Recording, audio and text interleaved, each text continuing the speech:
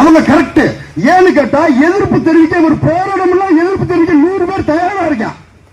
அதுக்கிடையில நாங்க போய் கோரிக்கையும் கொடுத்து நாங்க எக்ஸ்பிளைன் பண்ணி எங்களை என்னைக்கு விடுதலை பிறக்க வைக்க போறீங்க?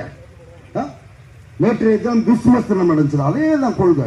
தம்பி சொன்னா எப்பயுமே திமுக அப்பா டாடி என்ன வேணாலும் நாங்க எங்க அப்ப அடிச்சாலும் முடிச்சாலும் அதுக்கு ஒரு எல்லை இருக்குல்ல, அதுக்கு ஒரு எல்லை இருக்குல்ல. அதான் கணேசன் நிறைவான போராட்டம் அமைதியா பண்றோம். இதுக்கு மேல அமைதியா யாருமே சொல்ல மாட்டோம்.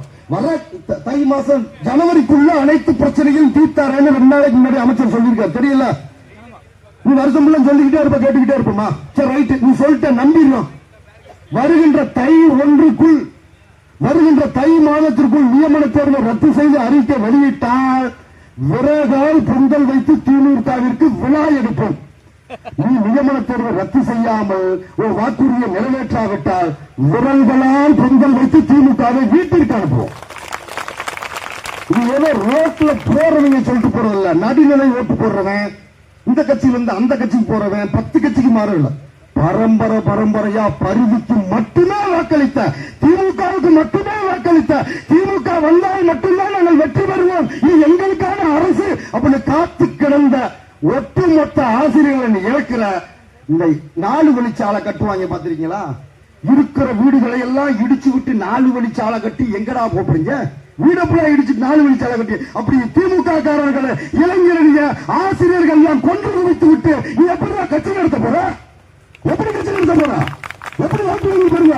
அடிப்படையிலே நம்ம சொல்ல அடிக்கடி மைனாரிட்டி திமுக, மைனாரிட்டி திமுக. உண்மை பேசிக்காவே இல்ல. பெருசா அதுக்கு என்ன பண்ணுவாரு?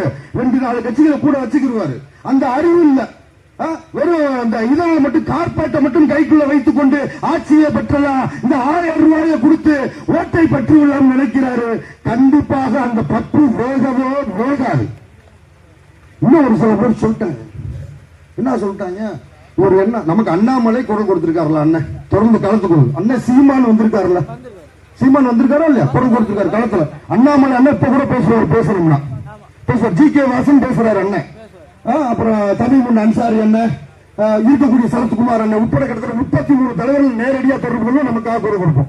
திடீர்னு சொல்லிட்டாங்க நம்ம இதுக்கு டிவி கேட்க போயிட்டாங்க. நானும் சொல்லிட்டேன், ஆமாடா டிவி கேடா பயப்படுறாங்க. ஆமா டிவிக்கு நாங்க 13 வருஷமா டிவிக்கு